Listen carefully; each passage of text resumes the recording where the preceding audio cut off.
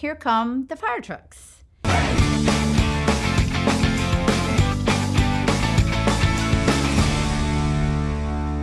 I was doing just some of my solo time because I had to have my 10 hours of solo time. It wasn't my first solo, and I had done one of my cross-country solos. So I was decently comfortable soloing, but as a new pilot and you're still a student pilot, comfortable is it's an interesting term. It was actually my birthday. That day it was my birthday, and I thought, let's go fly and let's get some solo time in. That's happy birthday to me from me.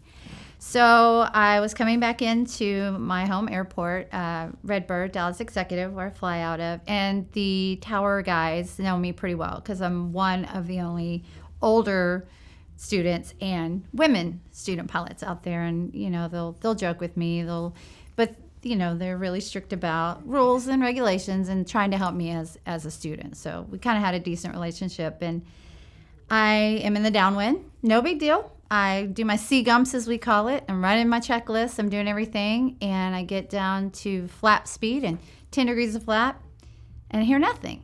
And I'm like, I visually check. I'm flipping the switch. I check again. And then I remember, fly the airplane. Because at this point, the downwind just starts getting longer. Continuing on the downwind, I'm thinking, what is the reason why my flaps aren't working? No, flap landings aren't a big deal. I can slip it in. I know how to do this. I've got this. But a little bit of panic starts to rise up because I'm thinking, do I have an electrical issue? I'm checking my circuit breakers. None of them have popped. There's nothing to reset.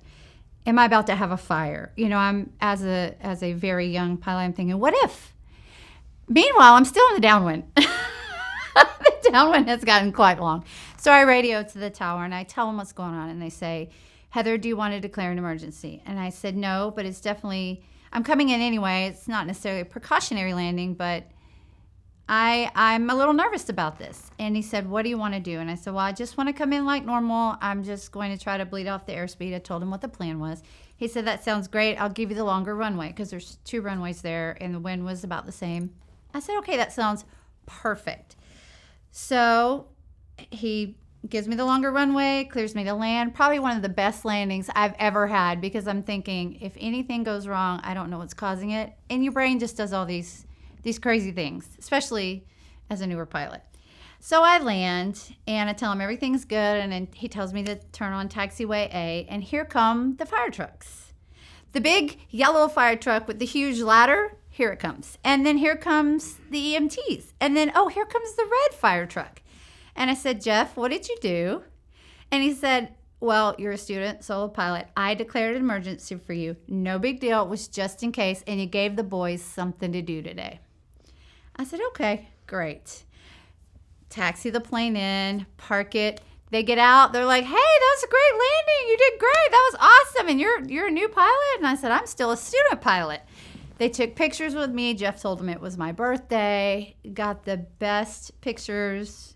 They were so nice. They're like, thanks for getting us out of the firehouse today. It was awesome. Segue to check ride. We're on the very last landing. I'm thinking, okay, I'm going to pass this. I'm going to do great. And the DP goes, I know we did the engine out, but I've got one more scenario I'd like to try with you. And I'm like, okay, your airplane? He said, my airplane, your airplane. So he gets me all discombobulated, really high, and he goes, now, you've lost your flaps. What are you going to do? And I start laughing. And he goes, what are you laughing about? I said, I'll tell you after we land. And he combined that with my short field landing, too. So I had to get it on the numbers with no flaps, and I'm thinking, I have got this. Somebody knew this was going to happen. I've got this. And stuck it, and he said, congratulations, you passed your check ride.